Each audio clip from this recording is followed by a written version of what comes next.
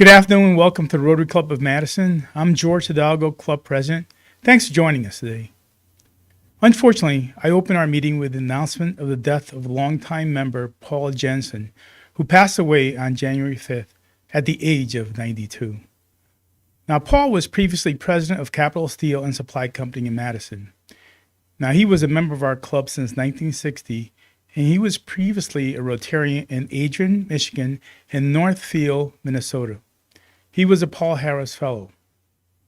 So our Rotary Club has made a $100 gift to the Madison Rotary Foundation to establish a memorial fund in Paul's name. So if you would like to make a gift to this fund, you may send your contribution to the Madison Rotary Foundation, and details will be in our newsletter this Friday.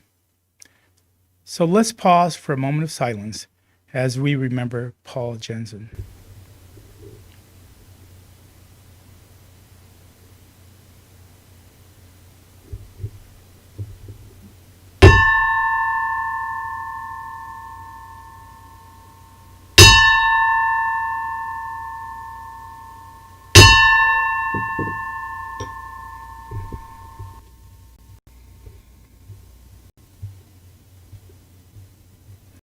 So we're all starting for good news. I'm happy to report that thousands of people have already been vaccinated in Wisconsin, with more to come. But we're clearly not out of the woods yet. Now, I heard someone say that in spite of the difficult year we've all had, if you're stuck at home with a full fridge, high-speed internet, and friends who check in on you, you should count your blessings. In all things considered, we do have a lot to be thankful for. But not everyone has been as lucky. There are entire families in our community who are on the brink of homelessness for the very first time. Now, there are people in Madison who now get food from the same food pantry they used to donate to. Can you even imagine what that must feel like? I mean, it's hard to really imagine that. There are women and children suffering domestic abuse, unsure of where to go for help. Now, I wish we could help them all, but I know we can't. We can't help everybody, but we can help somebody. And we can do that through our club's annual community grants campaign, because what we give will help real people in our community. So think about it. What cause do you care about the most? Is there healthcare access for all? Or more just and equitable society? Education and vocational training to help people get on their feet and become independent. Reducing homelessness, crime, drug abuse. Your contributions will help do all that. Now, a terrorist attack, a tsunami, a pandemic, they're devastating, but they also bring out the best in us. Our generosity, our empathy, our service above self all shine. Now, we step up to give a helping hand to strangers. Now, we shouldn't need a reason to help someone. We should just need an opportunity. But this year, the need is greater than ever. Actually, much, much greater. If you made a contribution last year, we thank you, but need your help again. If you haven't contributed yet, please do so this week. Please do so today. Whether it's $1 a day or a dime a day, every bit helps. Now, if you've already given and want to throw in a few more bucks in the hat, I promise that'll go a long way towards helping people who need it desperately. Desperately. My fellow Rotarians, let's rise to the occasion.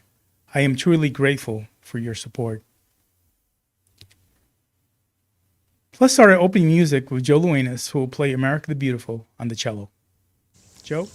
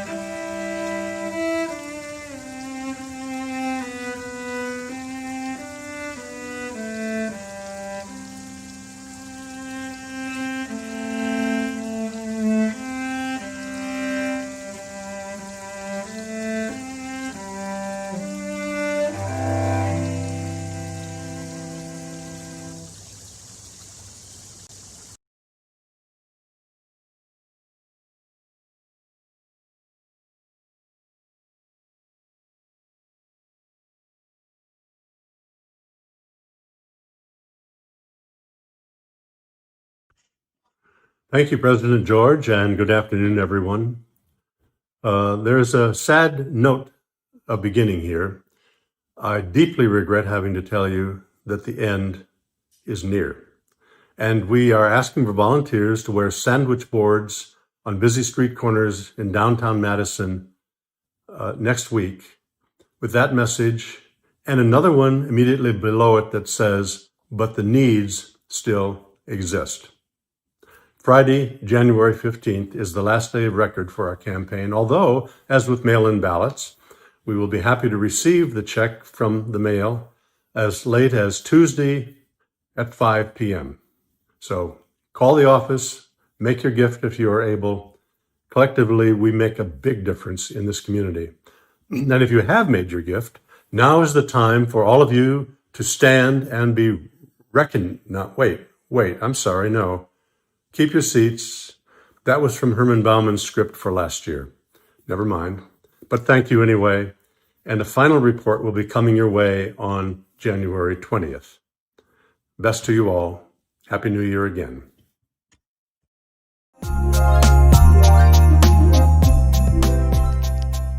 Now, Maggie Porter-Crass is a member of our Community Projects Committee, and she will tell us about an opportunity to serve our community. Maggie? Good afternoon, fellow Rotarians. The Community Projects Committee is inviting you to join us for a volunteer day at Second Harvest Food Bank. Second Harvest, as you know, is critical to our community at all times, but especially during this pandemic, getting food to those in our community who need it is especially important. There's an special need for volunteers now that the holidays are done. I know a lot of people feel like volunteering in that time, and so I'm inviting you to join us now in January, on January 28th, from 12:30 to 4 p.m. To help get some food ready. We'll be volunteering at Second Harvest, which is located at 2802 Dairy Drive on Madison's east side. There are some requirements. If you want to bring a child with you, if they're 12 to 15, they must be accompanied by an adult. You must wear a mask, have closed-toed shoes, and wear a shirt with sleeves. It can be short sleeves, but it can't be a tank top. If you have your Rotary volunteer shirt, go ahead and wear that. And if you don't have one, you can purchase them at the office. We'll be sorting food, labeling food, getting it ready for families to pick up. If you have any questions, feel free to reach out to the Rotary office. We're looking for 10 volunteers. Again, it's January 28th from 12:30 to 4 p.m. At Second Harvest Food Bank. Thanks for joining us.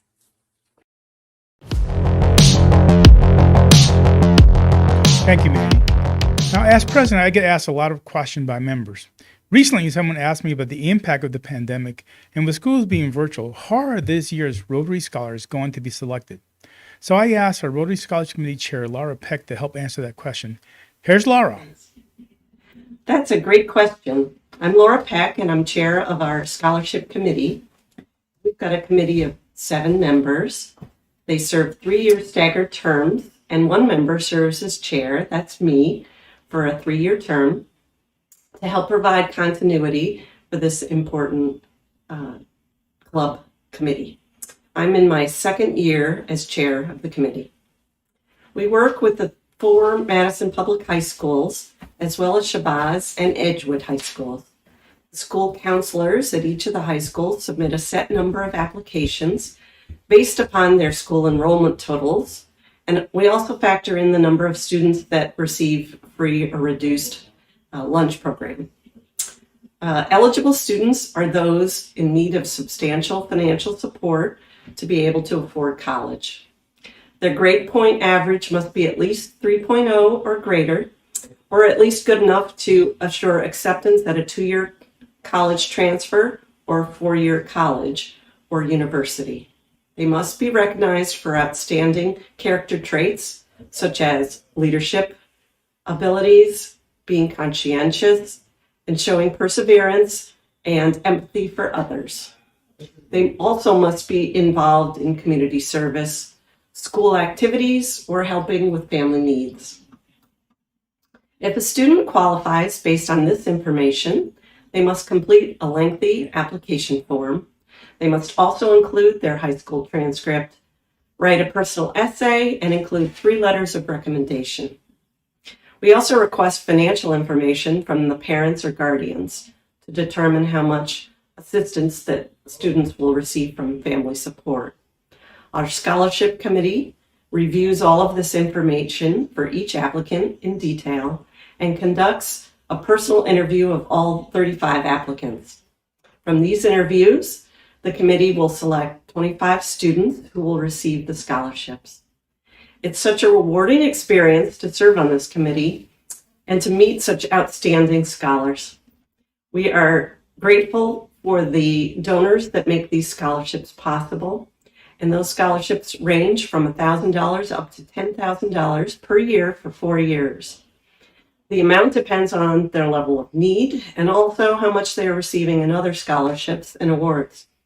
Our committee tries to fill that gap for these students who have substantial financial needs. As far as the pandemic, our process remains basically the same, but we have, of course, moved to online meetings. We have had committee meetings and a meeting with high school counselors via Zoom. We will also conduct the student interviews via Zoom in the spring. I will point out that last spring we had to conduct those interviews by Zoom as well, so that won't be different this year. But we have now had a full year of online instead of in-person committee activities. We look forward to introducing the 2021 class of Rotary Scholars to you next May, and let's hope that it can be in person. While I have the podium, I have one more scholarship-related topic that I wanted to share with you today. Last week, we would have had our annual Rotary Scholar Mentor Group event and had scholars joining us for lunch. At that luncheon, we would have announced our annual CHI Scholar Grant recipients. Since we weren't able to hold that annual event, I wanted to share that news with you today. 2 very generous donors to our scholarship program have been Lori and Arlen Kai. Lori was a longtime member of our club who passed away in October. She and her husband, Arlen, who's a member of the Oregon Rotary Club, have had a timeless commitment to education. They established the Kai Family Scholarship within our foundation in 2015.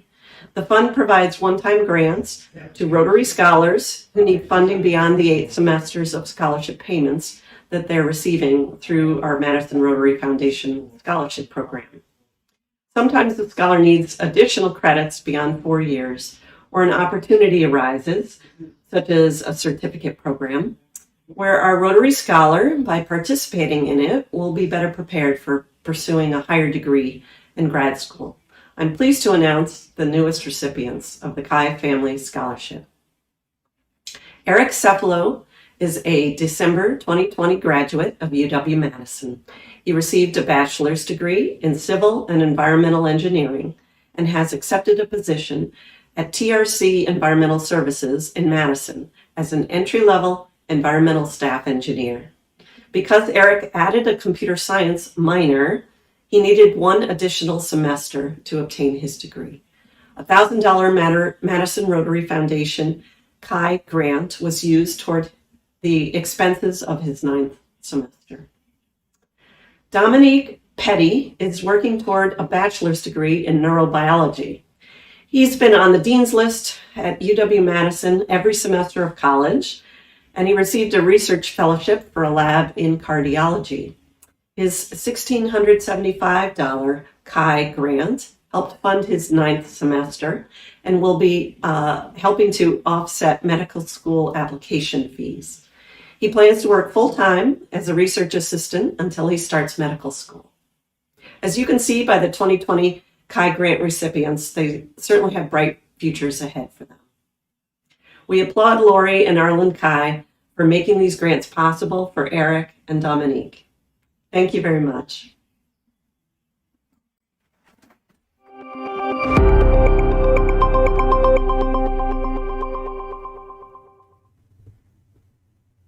I didn't hear the bump, but okay. Our member recruitment subcommittee is asking a number of members to share their stories about why they joined Rotary. So this month, Carol Colby will share why she joined Rotary. Carol? Hello, fellow Rotarians. I'm Carol Kobe, and I've been a member of Downtown Rotary since 1993. I was introduced as a new member by President Carol Toussaint, and I thought that was very special to become a membership under the leadership of our club's first woman president. Everyone has their own personal story of when they first felt really connected to Rotary, and it's not typically a what, but who made it happen. Jeff Bartell, in my case, that's you. You connected me to Downtown Rotary when you asked me early on to lead the singing for one whole month. Suddenly there I was at the podium, waving my arms. I still remember on one of the last Wednesdays of that month, I purposely chose the song Consider Yourself at Home because I was beginning to feel at home in Downtown Rotary. Shortly after, and this is still very poignant, Charlotte Bell walked up to me and asked me if I would chair the new member Roast Committee. I didn't know Charlotte before I joined Rotary, but from that moment, we developed a friendship which continued until, sadly, she died of cancer. The more involved I got in Rotary, the more I loved it. It was so rewarding to accomplish something big by starting out with a simple conversation. That's what happened when Mary Rouse and I met for coffee one afternoon. Mary was chair of the Scholarship Committee, and I was chair of the Rotary Foundation's Major Gifts Committee. We were asked to talk about possibly expanding scholarships to honor our 100th anniversary as a club, which would be occurring in a few years. As we were talking, we discussed that the current scholarships were really provided by just 8 people or families, and 5 were deceased. Wouldn't it be good if the entire membership could participate in the scholarship program? That's how the Synergy Scholarship was born. Synergy, the whole, is greater than the sum of its parts. This wasn't in our minds when we first sat down. The idea blossomed as Mary shared her own personal stories of working with so many of the scholarship recipients and what a difference Rotarians were making in their lives. We took the Synergy Scholarship proposal to the foundation board, and I remember Trip Witter asking, "Is it ready to go?" I said, "Yes." Then he said, "Let's do it." The board approved, and the rest is history. It was just that simple. As a member of Downtown Rotary, I became a part of a community of people who inspired me, that I enjoyed being with, and who addressed community needs in a way I couldn't on my own. Rotary made me a better person and gave me opportunities to use my own strengths for the greater good. At the same time, I became more skilled in my professional endeavors and gained so many wonderful friendships. It's all back to synergy. A group of people coming together can accomplish so much more than any one person can alone. I can't imagine not being a Rotarian. However, the fact that I met my husband, Denny Carey, in the parking garage after Rotary one day is an added value that I experienced, probably not available to everyone. Thank you.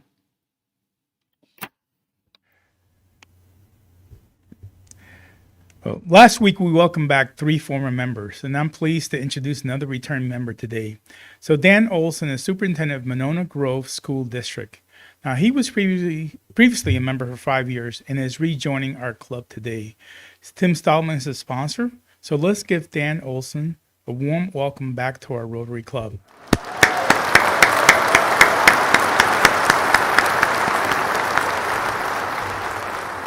I tell you, it is fantastic to welcome old friends back. So let's go on to birthdays. We have birthdays to celebrate with a bit of humor, wisdom to complement Rotary's mission. We also encourage members to make an age-appropriate gift to the Madison Rotary Foundation, now rounded up to $100 for our Club Synergy Scholarship Fund. So January 10th, Sharon Alden. January 11th, Miss Javid. Now, he is our oldest member and celebrated his 99th birthday on Monday, so that's pretty impressive.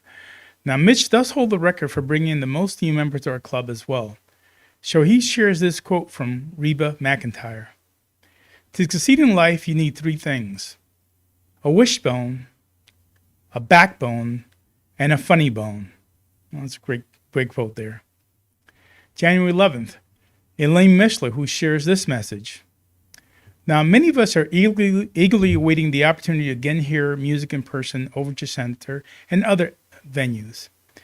Until that happens, we still have some great musical jokes to raise our spirits. So the first one is, how many concert masters does it take to change the light bulb? Just one, but it takes 4 movements. Second one, why didn't Handel go shopping? Because he was Baroque. The third one, why did Mozart get rid of his chickens? They kept saying, bok, bok, bok, bok, bok, bok, bok. Okay, I will stop now. Thank you, Elaine. That's fantastic. January 11th, Greg Tipple. January 12th, Suresh Chandra. Also on the 12th, Dennis Collins. Also on the 12th, Carol Kobe, who we just heard her speak. January 13th, Mary Wright. January 15th, past President Larry Smith. January 16th, Gail Selk. And January 16th, Alex Vitanye. So thanks to our celebrants for their contributions to the Madison Rotary Foundation. Please join me in wishing them a happy birthday. So one of this week's birthday celebrants, Elaine Mishler, will play Happy Birthday on the pump organ.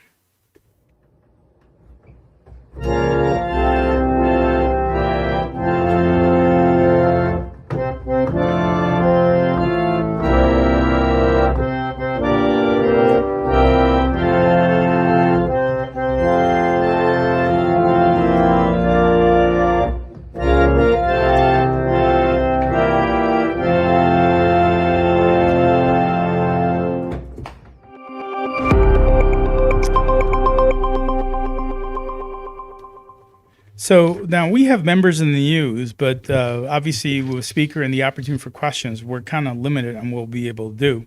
So let me highlight a couple right here. One is Megan Ballard and her fiance Sam had a baby girl, Lenore Grace, on 12/29.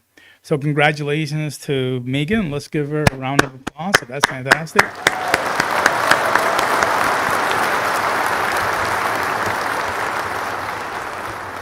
And then I'd like to also announce that and some of our long-term members will definitely know Kit Nording.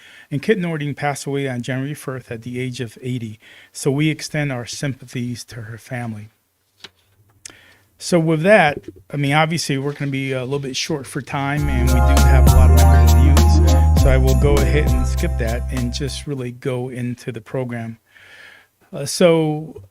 We we held a monthly board meeting on January 14th on Zoom, and I encourage members to review the board minutes that we post on the member login tab of our club's website.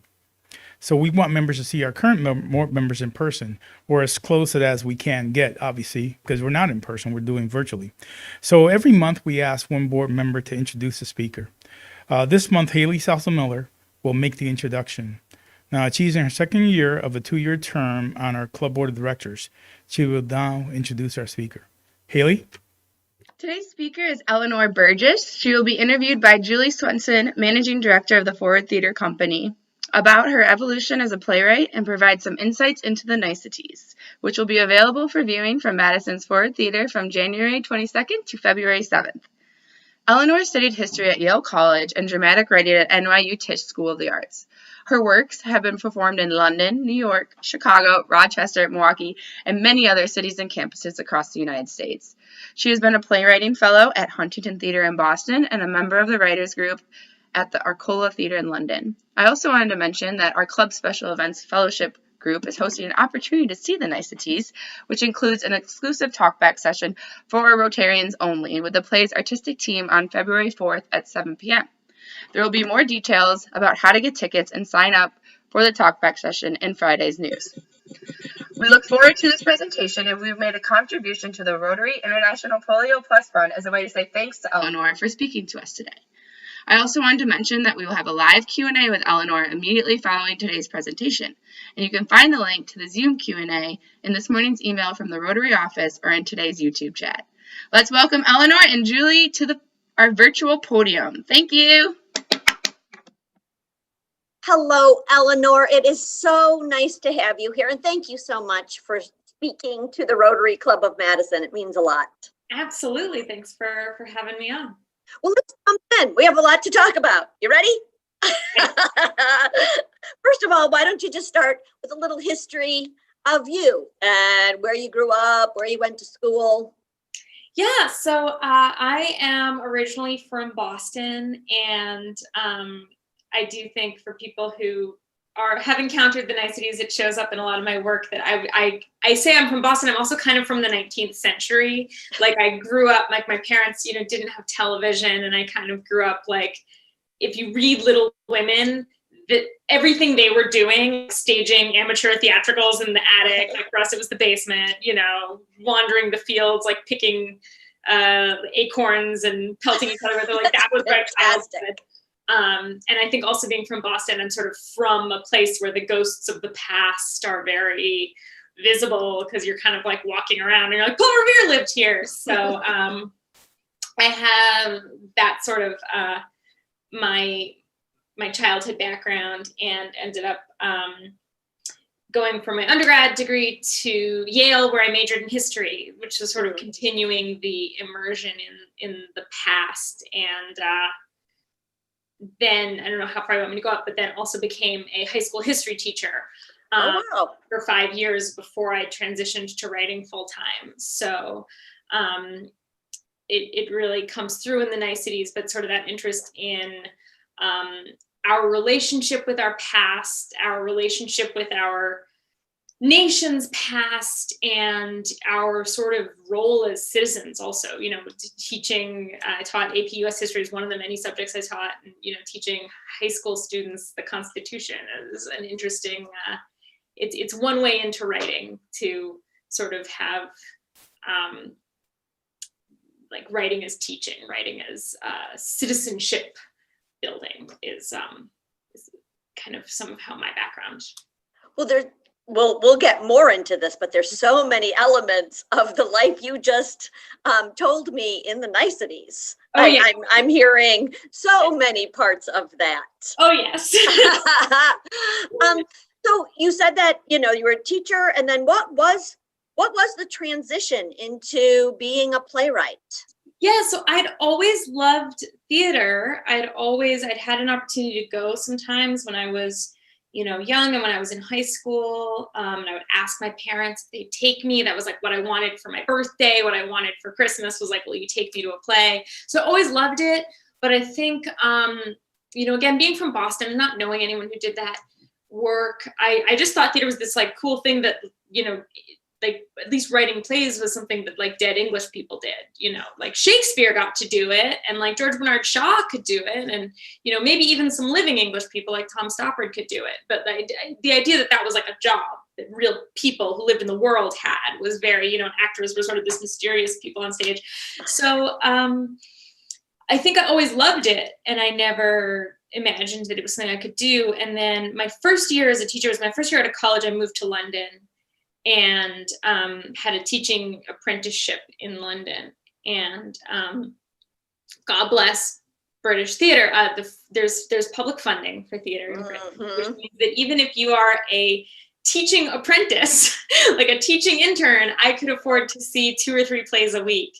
And I started going, I went to theater 2 or 3 nights a week and saw so many things, and saw things by contemporary playwrights, saw plays that were clearly responding to, at that time it was, although it's still going on, like the war in Afghanistan, and plays responding to, global warming, and plays responding to just our changing society, and sort of realized that this stuff was being very actively made by people who are alive now, and it wasn't just dead Russians and dead Brits. And so that made me really curious about trying my hand at that. And I was part of I applied for this like little writers group at this little theater in Hackney called the Arcola, which is a wonderful theater, and was part of their writers group, and just started writing my first play. And wrote my first play, and with the like magnificent confidence of a 22-year-old, sent my first play to every theater in America. Like, you guys, this is the play. You've been waiting for it. Here it is. It's incredible. It'll change the world. And, mostly got a lot of non-responses and a few polite letters back, like, thank you so much for sending us this. Right. But I got a letter from the theater that when I got to go see theater as a kid, that's where I went, the Huntington Theatre in Boston. Mm-hmm. And they said, basically the best thing you can say to like a young writer who's just starting out was like, this play's cool. Like, we're super not going to produce it, but you should write more plays. Like, keep going. How wonderful of them. And they have a writing fellowship for local Boston writers. And by that time I'd moved back from London and I was living in Connecticut and working in Connecticut as a teacher.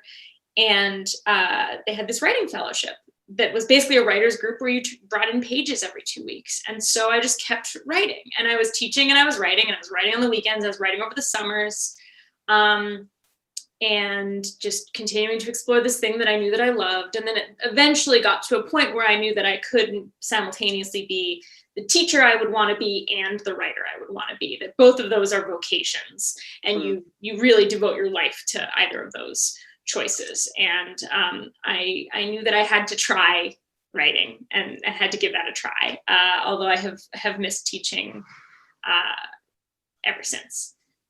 Interesting. Are you a playwright that is dedicated to a certain amount of pages every day, or do you have times that from 9 to 12 I write? What's your process? Not at all. And I hate those people. They make me anxious and they make me feel guilty. I often, when I'm getting into a story, when I'm first getting into a project, there's a couple weeks that are truly agonizing because I show up every day and nothing happens. And, there's like 2 weeks of just like, I come home at the end of the day and like my husband's like, how was your day? And I was like, I did literally nothing. I did nothing. And it's terrible. And then the machinery starts running. So the process, I write full time these days. I'm currently also writing for television, and right now I'm in a television writer's room, and that's much more of an organized, you turn up every day and you have a boss and they give you deadlines, and that looks much more like a normal job. But when I'm not on a writer's room, I work most days 9 to 4, 9 to 5. We talked about this. I have a fairly young kid. So the hours have changed a lot in the last, I have an 18-month-old, so in the last 18 months, which hours change a lot, but 9 to 2, 9 to 4, 9 to 5, some set of hours that I turn up every day and try to dig in. And some days look really ugly and bad, and some days are very flowy, and, I'm just writing and writing. With plays, I'll often write the first draft in hard copy. I find that the fact that you can't edit means you don't obsess over every word, and you just kind of let it out and just get it out, just get something out. And then you can make it perfect, or you can try to make it better as you put it on a computer. So the Niceties is written in hard copy. I think the 2 plays that I'm working on now they're further along, but the first draft was, at least the first draft of many scenes were written in hard copy. And then I'll type it up and kind of find out what I'm working with. But I find that hard copy helps me be in a bit more of a flow state. But it's a very long process, plays usually. You write a first draft, and a first draft might only take 6 weeks. And then you wait till theaters that you have a relationship with give you feedback, or you wait till you've completed a new round of research, or you wait until you've finished this other project, or you wait until you're done working on television and you come back to it, and then you do another 6 weeks and try to make it richer. And it's a long process, and ideally you then end up in person in a rehearsal room with actors, and then you're learning from it as this living performed thing. And so especially with plays, I try not to fuss over or perfect them too much. I get through about the second draft, and then I try to be working with other people for the rest of the time. Yeah. Let's talk about the Niceties. Can we jump into that? Yeah, absolutely. How did that start? What was the impetus for that play? Yeah, that started the way that I think for me all work starts, which is kind of obsession, the thing that you can't let go of, the thing that even if you're not supposed to be working on it, you're working on it. The original impetus came out of in 2015. there was an incident. The word they always use is an incident at Yale, which is my alma mater. And there was a disagreement between a faculty member, a lecturer, and some administrators about whether the university should be setting policies or guidelines about which Halloween costumes were appropriate for students. The administration was trying to ward off, I think, instances of, there'd been instances of blackface at other campuses. There'd been instances of people, wearing Native American costumes who shouldn't have been, and I think the administration was trying to ward that off. And the lecturer was sort of trying to say the whole point of college is for kids to learn to regulate themselves and talk to each other. And like, we shouldn't be saying what they can and can't do, which then students had a lot of reactions to the way that the lecturer had made that point in particular, because it was an interesting point, not very carefully made. This was 2015. I think since then we've become so used to these conflicts sweeping through campuses. This was pretty early on. This was one of the first ones. There was sort of something at Mizzou and something at like one or two other schools, but this was one of the first of the like big students protesting, campus reckonings. And of course, what was initially kind of a reckoning over like a particular email was also like a much broader reckoning over, well, what experience are students of color having at this very elite college? Is this a curriculum with them in mind? Or is this a curriculum that's inherited from 18th century British aristocracy that we just continue to assume is the thing everyone should be learning? Who's on the faculty? What are the faculty assuming about students' lives? About a school that, assumes that everyone leaves for spring break and goes somewhere sunny on a plane. Right. A school that assumes that everyone has been to Europe. What are people, like, what experiences are we offering, and how is that at odds with what we should be offering? And so there's this much larger conversation exploding in sort of a very poorly controlled way. And I became really obsessed because, first of all, what I observed, which has since become just the norm, but I think it was one of the first times I'd seen it. It's so normal now that it feels funny to even say this, but my friends lost the ability to talk to each other. Again, like, this has just become absolutely normal. I'm not sure it's just your friends. Yeah, right. But back in 2015, it was my friends. My friends felt the need to pick a side. Either, academic integrity is the most important thing, and professors have an absolute right to free speech, and they must be allowed to say anything, and anyone who complains about it is a coddled, whiny snowflake. Or protecting the experiences of students of color and of underprivileged students is all that matters, and we need reckonings for anyone who is making them uncomfortable. And there was no middle ground. It was impossible to be saying both of those things are super important, and that's a really tough needle to thread. And how do we work together to thread that needle? And how do you work together to reform an institution without completely uprooting some foundations that are very meaningful? Not this side, and then whoever's on the other side, is wrong. And I think that it was really interesting to watch people who had been able to talk to each other as best friends suddenly absolutely lose that ability. And I became very obsessed with how dysfunctional these conversations were, and how dysfunctional conversations between well-intentioned people could be. And I didn't intend to write a play about it. I spent 2 months in my pajamas every day reading Facebook, reading Twitter, just reading obsessively about all these op-eds going back and forth and everything the students were saying at a bunch of campuses around the country. And slowly it kind of, in my mind, became a professor and a student who were grappling with these issues. And suddenly I realized it was a play, much to my satisfaction, because otherwise I had just spent 2 months in my pajamas. Crazy. It's an extraordinary play.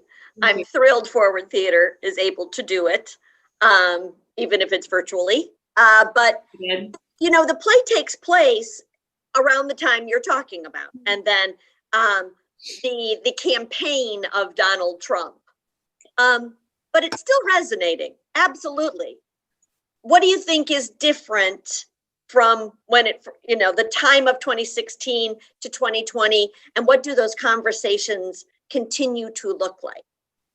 Yeah, I mean, a part of why I decided not to update it, you know, the first production of it was in the summer of 2017 at Contemporary American Theater Festival, and I decided not to update it. By then, you know, we knew Donald Trump had been elected, and I decided to keep it set in the spring of 2016, where over the course of the play, he becomes the Republican nominee, because I didn't want to falsely impose what I knew on a conversation that they had that was very much a spring of 2016 conversation, where they have certain assumptions about the future of their country and about each other that I think they wouldn't necessarily make today. And I think that professors in general also are a lot more aware that these kinds of things can happen. You know, most of the professors that I've talked to, and I've had a chance to interact with a lot of students and professors as this play has been produced, have come to talk to me, said, I'm happy to say very positive things about it, but I think a lot more professors are much more aware of how quickly lectures, conversations with students can go out of control. And there's much more of a fear, actually, especially there's a huge divide between tenured professors and adjunct faculty, and most colleges are using more and more adjunct faculty, and they have fewer and fewer protections. And I think there's a tremendous fear about saying things that might be controversial.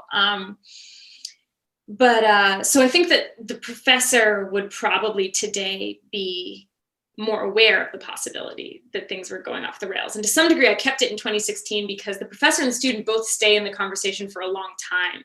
They both believe that they can change each other's mind. They have a lot of faith in each other, actually. They have, I think, a lot of admiration for each other. And they both hope that if they stay in this conversation, eventually they will break through. And if they say it in just the right way and they find the right example, this thing that's so important to them, they each are carrying these ideas about the country and about how the world works that mean enormous amounts to them on a deep emotional level. They're hoping that they can communicate those things. And I think today people would back out of that conversation a lot faster, because we've all been in so many conversations where we realize that it's hopeless. You know, whether it's with relatives, whether it's with strangers on the internet, whether it's with, you know, bosses or coworkers, a lot of us have been in conversations where we sort of realize, like, that we're just both getting more and more agitated, and neither of us is actually persuading each other of anything. And I think we've all gotten a little bit more like, I just won't have that conversation anymore. So I kept it in 2016 because they have the conversation. But on the other hand, I think that everything that they're trying to tell each other is still it's in every way true, you know, and in fact, in this horrible way, I thought the play would be out of date by the time it was produced in the summer of 2017, because I thought very naively that we'd finally deal with some of these things. You know, it was written, I don't remember exactly when the protests in New York over Eric Garner's murder were happened, but that was around that time. Mm-hmm. And the idea that 4 years later, George Floyd would be killed, and we'd have these conversations all over again, you know, in the same way, in almost the same way, be killed, you know, I was very naive, and I didn't think that would happen so similarly. I guess I thought people would learn and try harder to work together to improve. But so much of what they're trying to say to each other, the world feels different to me for a reason. So much of how the conversation is about, how do you change things? Do you change things incrementally, or do you change things revolutionarily? Those are still, you know, you look at the conversations between AOC and Connor Lamb over the Democratic results in the 2020 election, and they're the same conversations. So I think that in some ways it's, and I think in general, the conversation over what is America. Do we love it? Are we ashamed of it? You know, is it fundamentally good? Is it fundamentally bad? Is it fundamentally a mixture? Is it better to cling to the things that we love and try to forget the things that are bad? Is it better to remember the things that are bad, even if it means that it's harder to find common ground? I think those are very much still conversations that we're all involved in, and that have trickled actually far beyond academia to just being in everybody's life. So in many ways, a play that I had thought would be entirely out of date within 2 years has become much, much more current. Agree. The conversations are still happening. The beauty of theater, I think, is this catharsis, but also there's empathy that comes in a group of people watching theater and having those conversations. Now, unfortunately, right now, the conversations need to be had in the same way we are talking right now. But we're certainly, for Forward's production, we're having a lot of talkbacks. We've got a special Rotary talkback. Because these conversations continue, might always continue. And I, like you, are hopeful that we can talk together again and maybe even start resolving some of these issues. Well, we must talk together again. I think that this line made it into the final draft of the play. I get confused sometimes because there were so many drafts of this. Right. But I don't know if it made it into the final draft, but the professor at some point said, no matter how much you disagree with people, you're still stuck sharing a country with them. We're in it together. Like there's no